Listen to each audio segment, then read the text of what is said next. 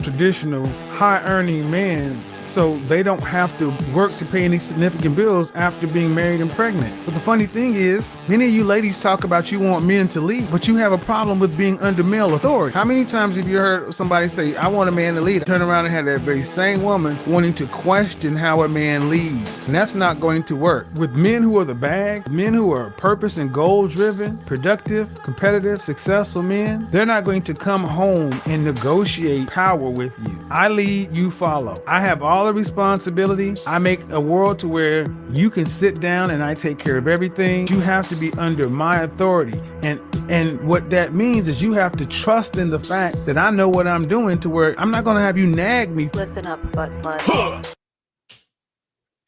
For me to tolerate that, because I'm scared that you'll leave me. So I'm insecure about where I stand in the relationship. But if I'm secure in the relationship, I'll tell you to your face, I don't like that. And I'm okay with you leaving. I'm very secure myself. But women try to flip it around and say, you telling me that you have boundaries and standards and all this other stuff is insecure. It's actually the opposite. Very secure, because he's telling you, I don't like this, and he's willing to let you walk away. Fantastic. How you feel about? What do you guys think? Is telling your lead? You need to lead as a man.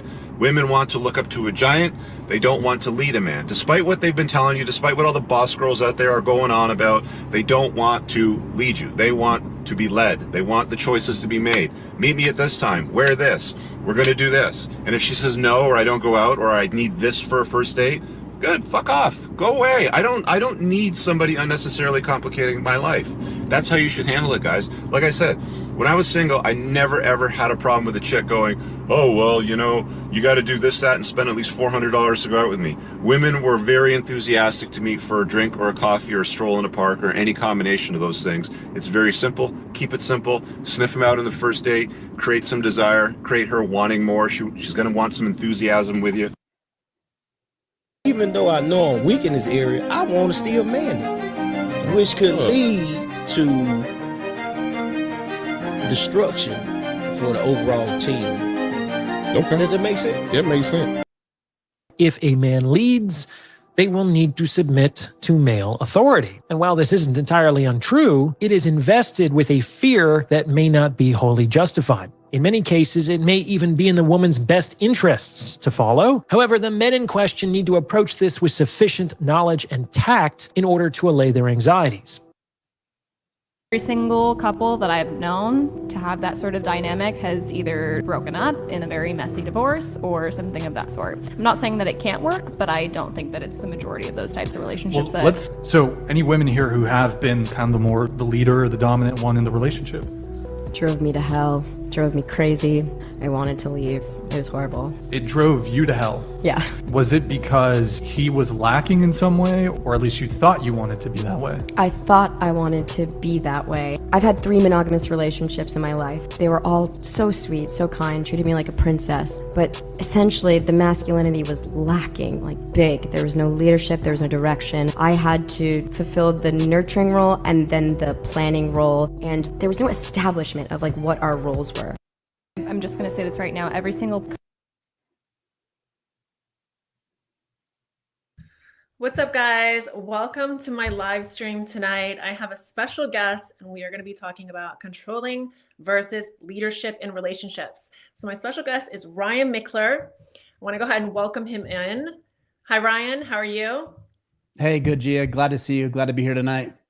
So Ryan is an author. He has several different books. He also has a brotherhood of men that he helps, young and old. And he also has a YouTube channel, an Instagram page, a Facebook. He is all over the place. So I'm happy to have him on. And we're going to be discussing several things today. I'm super excited to get started.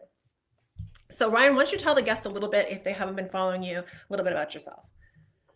Yeah, so I'm Ryan Michler. As you said earlier, I started an organization about 10 years ago with the goal of helping men become better men, not just in their relationships, but their physical health, their finances, their contribution to society, and generally just more fulfillment in their lives. So it's been a interesting ride over the past 10 years. We've had some highs and lows, but generally speaking, I think and hope we're doing some good work for a lot of guys out there. Yeah, you have 3 books: The Masculinity Manifesto, the Sovereignty, and also the 90-Day Battle Planner. So I'm gonna, definitely encourage my audience to go check him out. Go follow him if you're here on Twitter.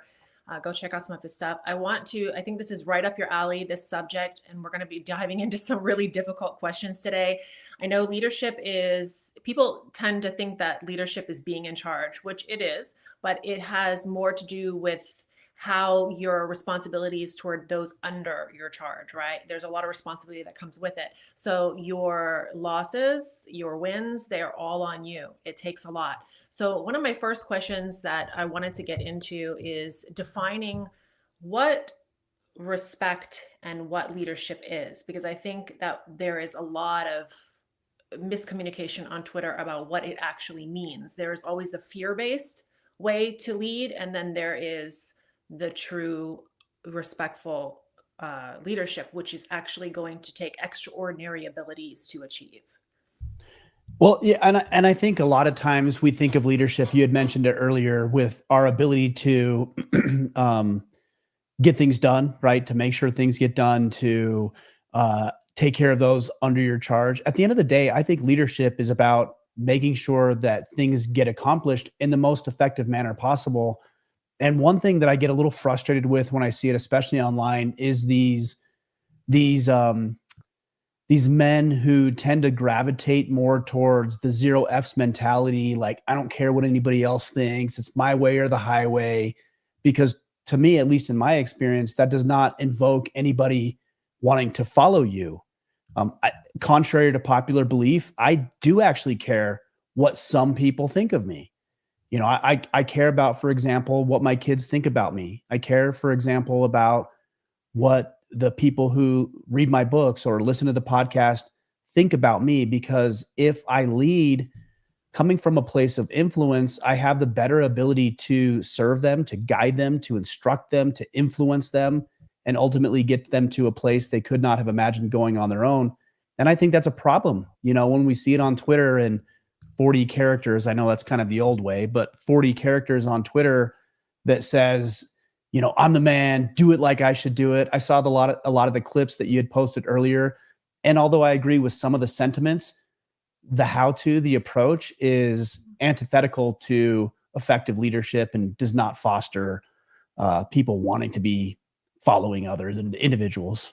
Well, there was quite a bit of clips there. I kind of purposely, put them across the board because it's all different perspectives.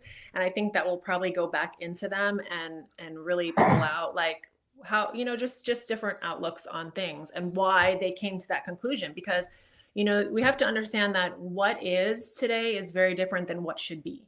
And we can't necessarily talk about what should be when that isn't the way that person is. Like, you can talk about leadership all day long. You could be a great leader. I think one of the things that makes a great leader is that the other person is not aware of the problem, because a great leader will solve them before it happens. They are leading through consistency. They are leading through integrity, self-discipline. They're leading by example, right? So when you have all these qualities, it doesn't matter if there is somebody on the other end that refuses to listen or refuses to take that lead. And that's why a lot of men will feel, hey, marriage to me is all the responsibility with zero authority. And I understand where they're coming from that, because I have seen it, in real life situations where a man can be leading very well and guiding her very well, but she doesn't want to listen. She doesn't want to take that. So now he's left with all the responsibility and no authority. What do you think about that? I made a post the other day about, and I can't remember exactly, but there's the adage of the tree falling in the woods doesn't make a sound. And I had put in that comment, it doesn't make a sound to the person who doesn't hear it. And I think that falls in line directly with leadership. If you're speaking to people and you want to have that authority with individuals, but they're unwilling or unable to listen to that authority, or unwilling or unable to hear what you have to say, it doesn't really matter what you say. You could say the best things or the worst things. It doesn't really matter unless they're willing to listen. And I think as a leader, it's our job to develop influence with individuals so that when the time comes, whether it's our wife or our children or our colleagues, coworkers, clients, etc., that they actually have the ear to listen. But if we're leading incorrectly, if we're dictating all of the things, like one of the clips I heard say that you have to do this, you have to do that. Nobody has to do anything. Leadership isn't really, to me, about getting people to acquiesce to whatever you have to say. It's about the skill, the art and science of getting people to want to follow you. So how would you do that? Can you tell me? Listening. Okay, let's.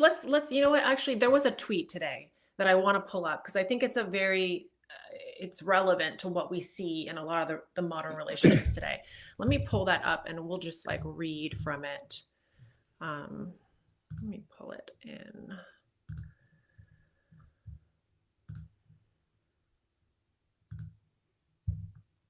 Give me 2 seconds. I have it here. No problem. Okay.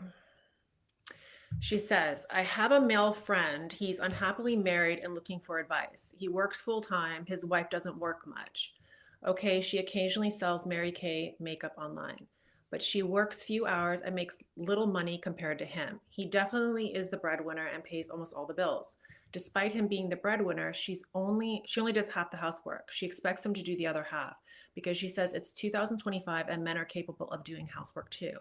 He cooks, vacuums, does laundry, washes dishes, etc. Well, shouldn't she work more then? He keeps asking her to contribute more financially. She keeps giving excuses, putting it off. She says that she's just better at working, that he's better than working than her. He thinks that she's not making real effort. Whenever he brings up the topic, she reminds me that she's paid the electricity bill for from 2 months ago. What should he do? So the reason why, and edit, they have no kids. So I think this is important because this dynamic is like, you see this very, very often. How would you be able to guide somebody who, in my opinion, is very delusional on the situation? They're not taking responsibility. It's really interesting because there's a lot of truth and there's a lot of falsehood to the way that this woman is interpreting a scenario that she's not part of, right? So we're getting it filtered. So that's the first thing we need to be aware of. True. But one thing that I heard that really stood out to me is, well, it's 2025. You should be able to help around the house. Well, the alternative to that is it's 2025. You should be able to get out of the house and help contribute to the finances. Like, it's a little bit like, I want my cake and eat it too. What is it that you want to be in 2025 and split everything equally? And in that case, if that dynamic works for you, by all means, get after it. So but what you're saying is you got to draw the line. You have to be willing to speak up and draw the line. If somebody is saying something to you, you have to be quick to be able to say, wait a second. No. Then if that's the case, then this is also, the facts, right? Yeah, I mean, why do you get to participate in the benefits without the effort? Now, look, I will say that a woman who stays at home predominantly and takes care of the house, she's a homemaker, she's a housewife, she takes care of the house, she raises the kids, maybe she homeschools the kids. There's nothing wrong with that. I think that's a beautiful thing. And that is, in certain arrangements, her contribution to the relationship. And if that's the dynamic that a man and a wife have set up, I actually think that's ideal. In an ideal situation, I would say the overwhelming majority of the people on the planet would love that arrangement. And hopefully they're working towards that arrangement. But if it's different, then you get to participate equally in just as much as you want me to participate in at home. Okay. Because like here, she says, well, he's better at working than I am. And I think that might be true. True. And I think it brings back to the roles, right? So like in one of the clips that I brought up, let's go ahead and listen to that again. Let's see. This point in my life, based on both my personal and professional experience, I can state with a high degree of conviction that sexual relationships between men and women tend to thrive when the man is confidently and respectfully leading the relationship. That said, in today's day and age, it can be difficult for many. So, it comes back down to the roles, right? Like what women are instinctively, what their strengths are and what male strengths are. But I want to go into this question. So to end this particular scenario, how would you personally, what would the advice be that you would give him if he was sitting in front of you? My advice would be a lot of conversations. You don't have kids, so that's actually in this scenario a good thing. And you need to get aligned on values. If your values are so misaligned that she wants to be at home and not do the things that I think you guys agree on, and she's not willing to be out in the workforce and pull her weight when it comes to finances, this is a pretty good time to figure that out before you start bringing kids into the world. That's Very number true. one. Yeah. Number two is if you have already made that commitment, and a lot of men have, if you decide to ask a woman to marry you and you marry her and you make a commitment, then these are things that you need to work towards. And what I would suggest to you is have a lot of conversations about expectations and boundaries. And I So think conversations, go ahead. when you say conversation, because I hear this a lot, right? Oh, just have a conversation, just have a talk. And I think there comes a point where too much talking and too much conversation is actually counterproductive. It really comes down to action. How do you think about that? Well, I would agree with you, but you can't move into action unless the expectations are clear. Because if we don't have the conversations, and I don't want to be general, but if we don't have the conversations, then what we fall into is what is called covert contracts.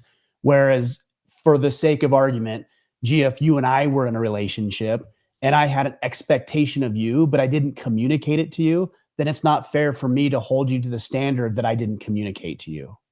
And vice versa. And that's the point that needs to be made is, hey, hon, I go out and work and this is what I earn and this is how I contribute to the household and this is what I'm willing to do when I'm home and here's what I expect of you. And if she sees it differently, that's okay. Explain it to me. It might be something that we can work through or it might be a deal breaker.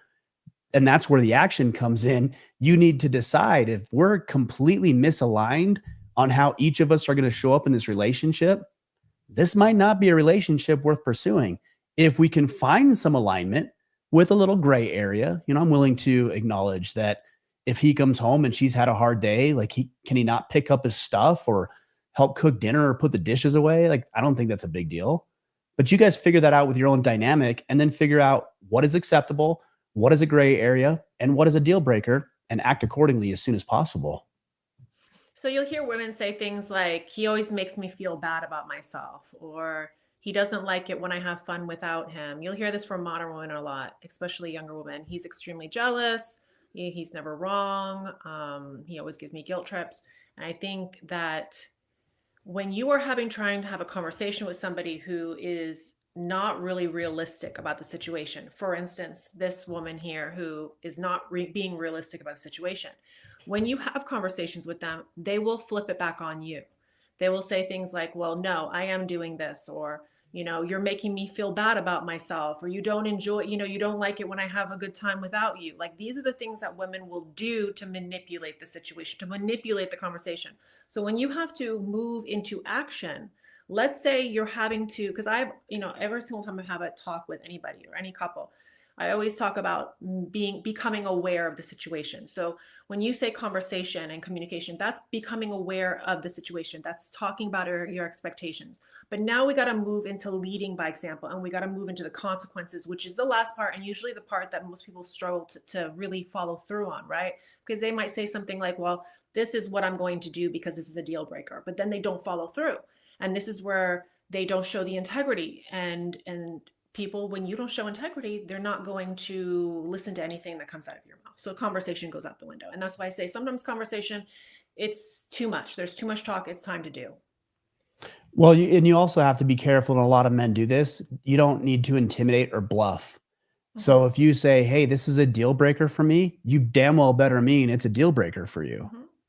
Because if you say it's a deal breaker and then she does it or doesn't do it, depending on what you're looking for, or what you've agreed to, and you don't follow through, you encourage what you tolerate is the phrase. So if you allow that to happen, you basically signed a permission slip or gave her a hall pass and said, keep doing this.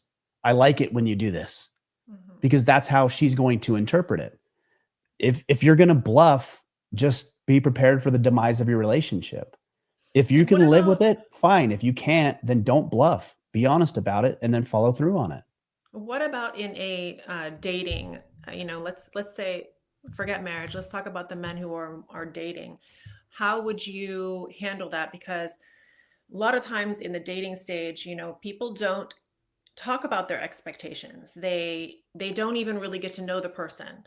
They jump straight into sex, and then immediately, next thing you know, she's in the apartment. She's nesting in your place, she's putting her clothes, she's taking over the closet, and you're Right. just like watching it happen, and you're not stating what your expectations are, what your boundaries are. You have allowed her to already begin that lead. She's already in your frame. What are some of these other mistakes that you would say that men do in dating that already sets themselves up for a difficult future? Well, dating is an interview process, and I think that's where men get it wrong. If they find an attractive woman, physically, mentally, emotionally, etc., that's the woman for me. But they fail to realize that you're actually interviewing the person. And by the way, she's interviewing you as well. It goes both ways. And if you look at it as an interview process, but even before dating, here's what I would say: know what you want. Yeah, What but kind of okay. woman do you want? What kind of relationship do you want? Because if you have that, then you can measure that against who she is and how she I, shows I up. agree. I agree with everything you're saying, but we have to talk about again what is happening is that they aren't going into every date as interviewing. They're having fun. People usually start dates with the let's just have fun. That's how they're walking into dating today. So for a man who's dating, if we and I've seen this happen, if you walk into a date and you're always thinking about like 20 questions. I've even seen women do this, and they kill the date. They literally get ghosted the next day because nobody wants to be like drilled 1,000 questions. You want to That's a let good the point. person talk, hear what they Yeah. have to say, have fun, joke, laugh. So how can you walk into a date, not, do it with intention, not do it with an interview process, still have fun, but at the same time, be mindful of things around you. Like, what are some of the red flags that you don't even need to talk about that you can see right away that says this Well, is not for me? yeah, I mean, number one, zero expectations going into a date. Let's say you approach a woman, you get her number, you want to go on a date, or maybe you connect with her on a social media app or a dating app, and the first thing you set up that first date, you don't need to have expectations that this is the woman for you, that you're going to go out and get laid, that this is going to be whatever. Drop all of those expectations when you go out on a first date. The idea is this a person I want to spend another date with?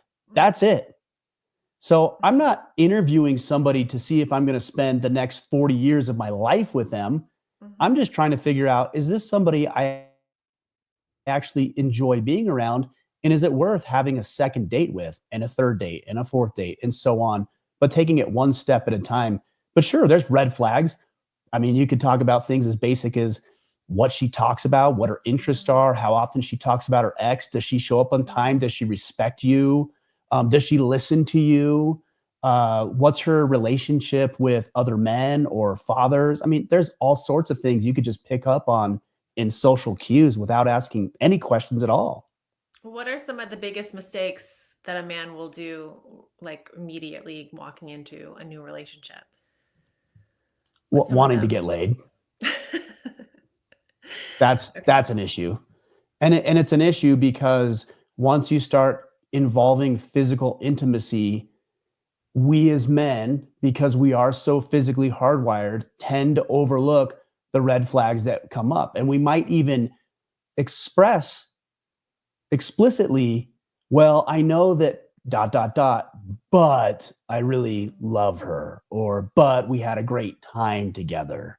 Yeah, And these are the things that men have a problem with. one of the most common phrases that I'll hear talking to different people is, well, I saw the red flags, or I should have noticed this red flag, right? So they kind of like they saw it, but then they ignore it. So Yes, it makes sense. that's so just slow down a little bit. It's Mhm. gonna be okay. You're gonna have the intimacy, you're gonna have the connection if it's the right person. And on the other hand, look, I'll be honest, if that's all you're going after, then okay. But as long as you're both in agreement with that, I don't think it's best, but two consenting adults can make those decisions. But I would not use physical intimacy as a litmus test for how great this relationship could be. It's the lowest of the low when it comes to the connection that could potentially be in a long-term relationship. I mean, that's funny because you'll hear differing perspectives. Like you'll hear like that's like one of the most important things, right? So yeah, but I don't want to go into that topic. It's a whole nother thing. So the next I mean, question I have for you, can I just say one thing though, Gia, about that? yes. I know you don't want to go into it, but I just need to say one thing because people talk about test driving and that sort of thing. Mm, If you're connected mentally, spiritually, emotionally, I think you can be pretty connected physically, and anything that might be out of sync physically, you can work but through if you have the men, other parts taken care of. yeah, that's why I don't want to go into it because I really think that men can have sex and detach emotionally. So I They don't think can. that men even involve emotions into, that happens with trust, with honesty, with loyalty, with just ownership, long time into it. So that's why I don't want to go into it. It's a whole different topic. We'll go off into it. Okay, so the next question I have is how can a man earn respect in his home without resorting to control? So I think this is important because like what differentiates control versus leadership in your perspective? It's influence. I've used that word a couple of times. If you have to control a person to do a thing, what you're getting is you're getting compliance.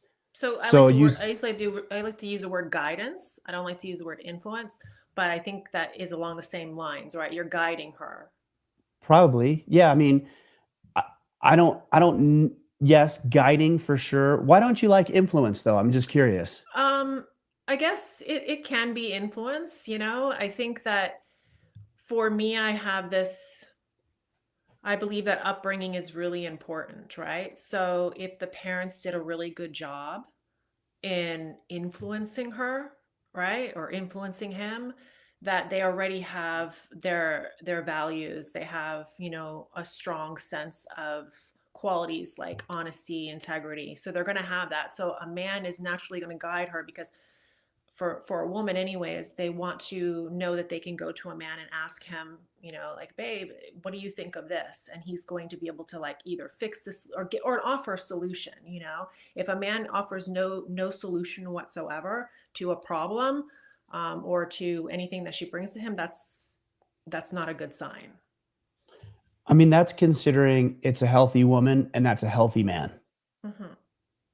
Because I mean, we just talked about it. Men get it, and women do get into all sorts of relationships with people who aren't that emotionally mature, like you're talking about.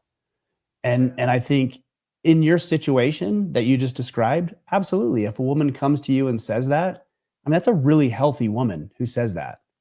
And it's a really healthy man who can lead empathetically and with compassion, but also clarity and focus and drive and vision. But that's not every scenario. I think True. a lot of the times people say influence has a negative connotation to it, and I can certainly see why it would. It's amoral. I can influence people to do all sorts of evil things, and I can influence them to do positive things. But the point that I would say, maybe we can get away from the word influence, but there's a phrase that I've used, and that's compliance versus commitment. When you have to control a person, I can get somebody to comply by threat of fill in the blank. For example, I can get my kids to do the dishes because if they don't, I'm going to ground them or they can't watch TV or I take their phones away. That's not commitment. That's compliance. An Yeah, abusive because partner, they're afraid of the consequences. That's why of course, yeah. they'll still do it. And even in relationships, we see this all the time where a man, I could get a woman to comply with me under threat of physical violence. Of course I could do that. Men are generally bigger, stronger. It's just the nature of the way it is.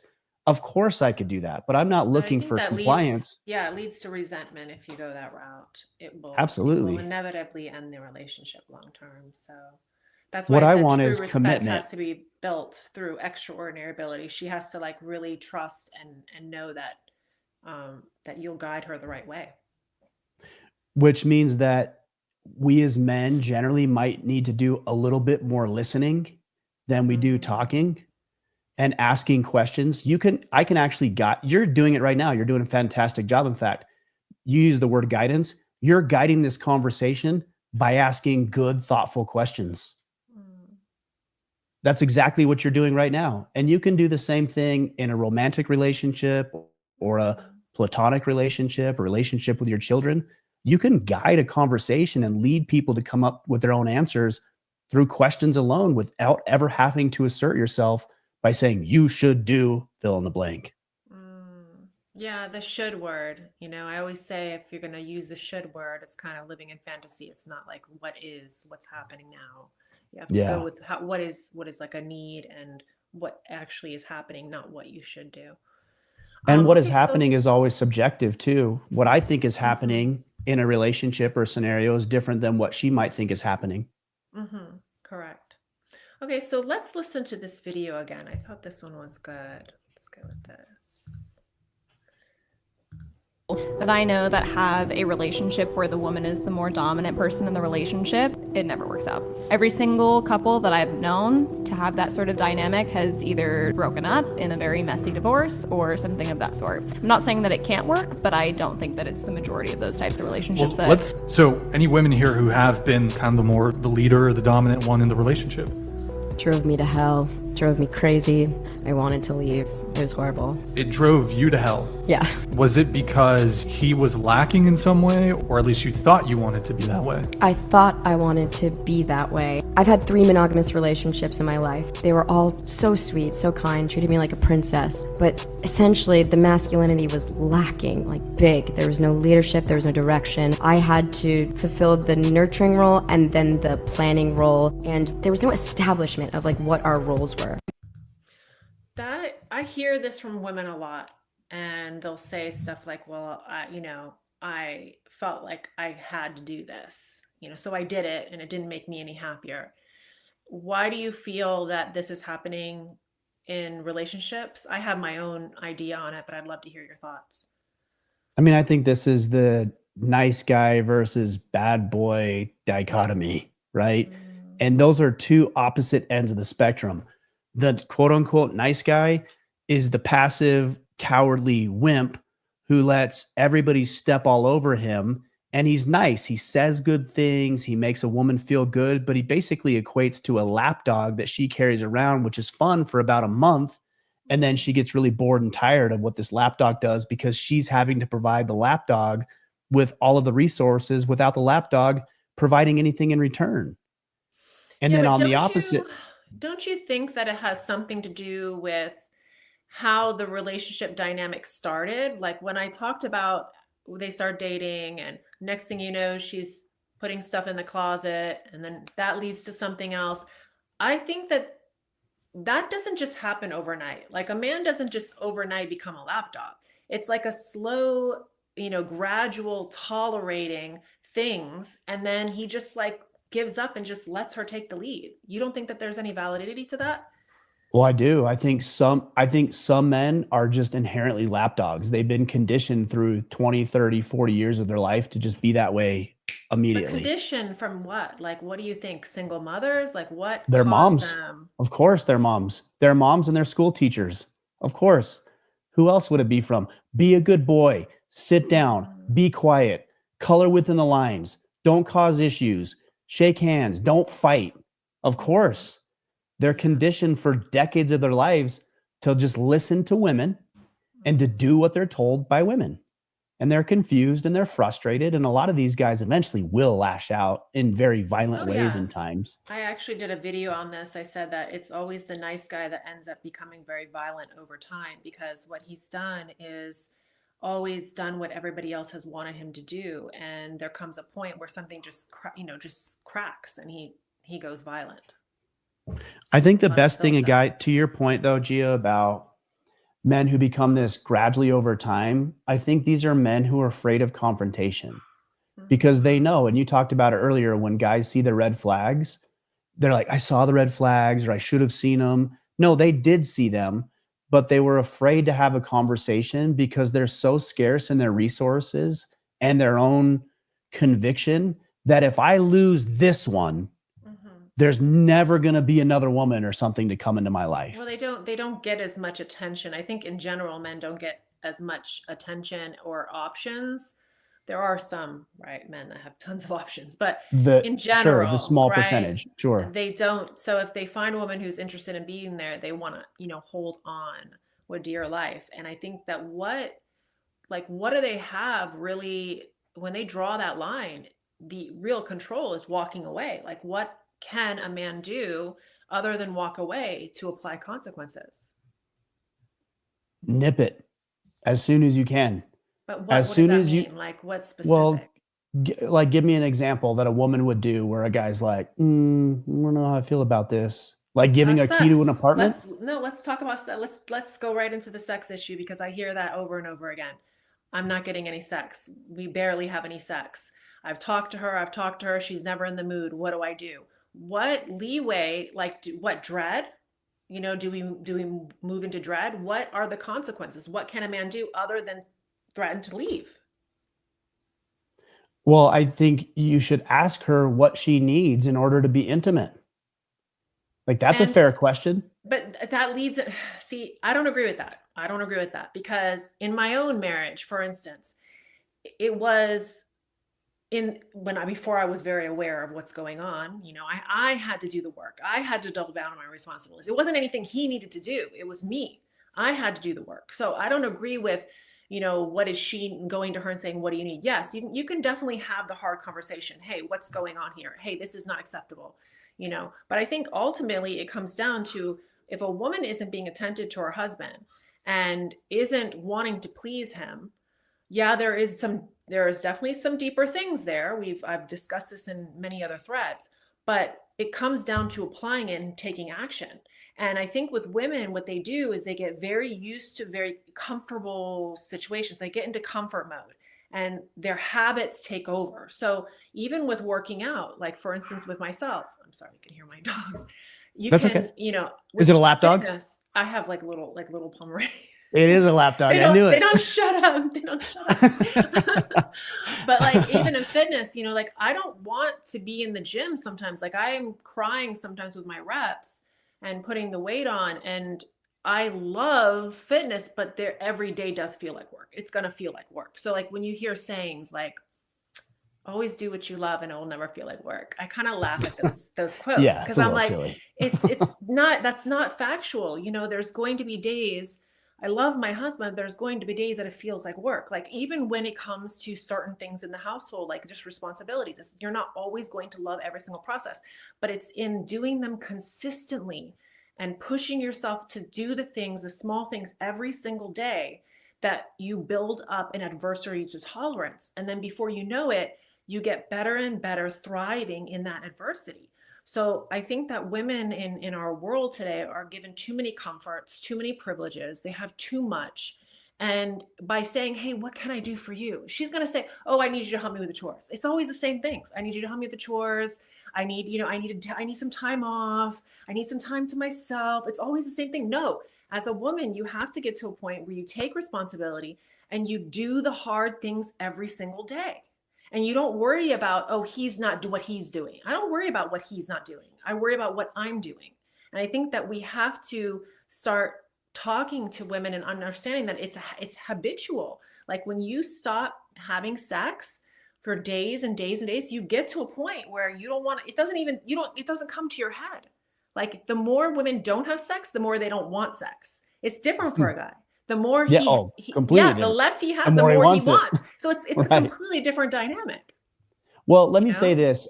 When I said communicate with her, I'm not saying at the expense of the other things. It's a formula, right? So let me explain the formula the way I see it. Number one is working on yourself. And I often tell guys, make yourself the project.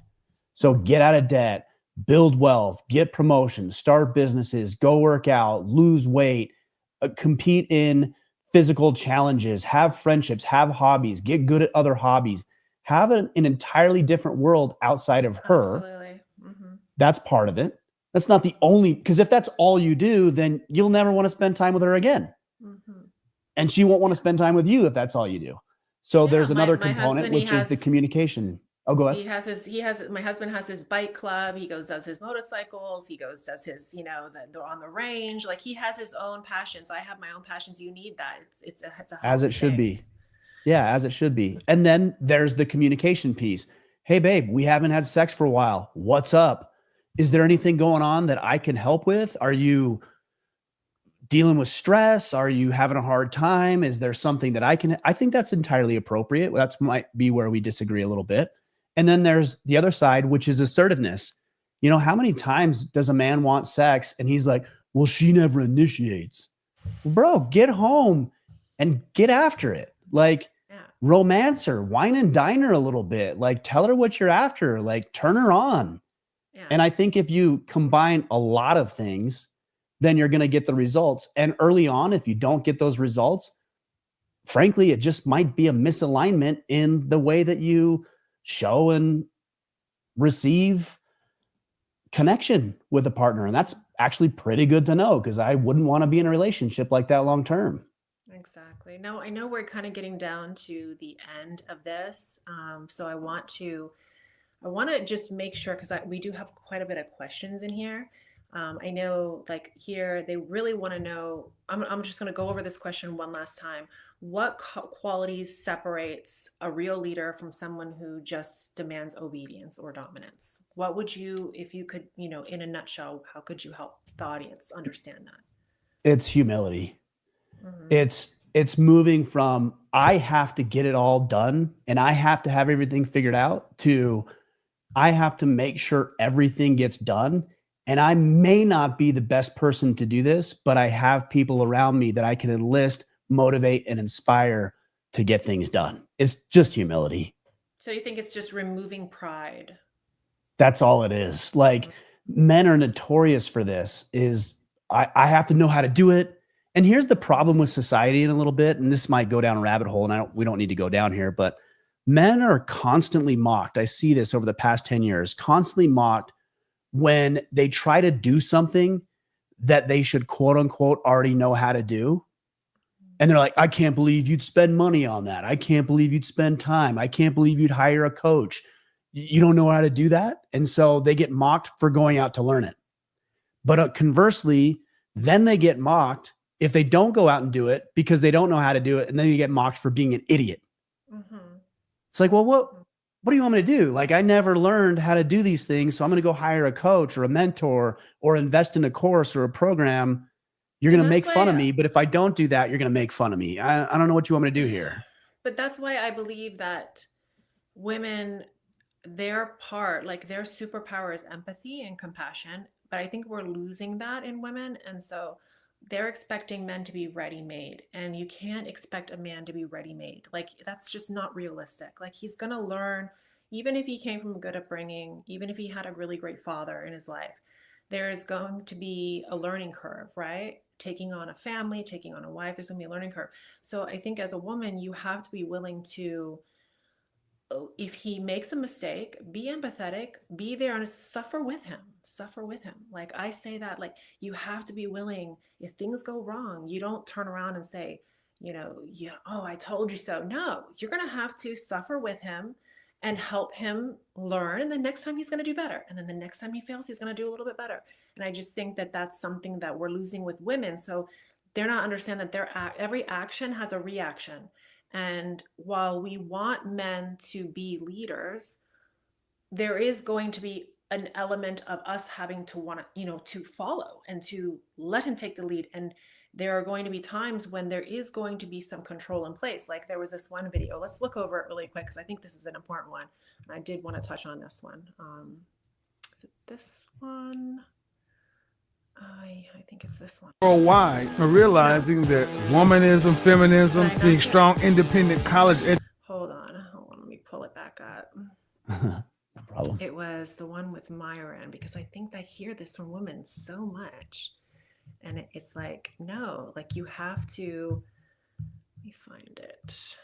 Well, there's another problem while you're pulling that up. And that's the issue. When it comes on, I'll shut up. But is this idea of a woman thinking, well, I can fix him.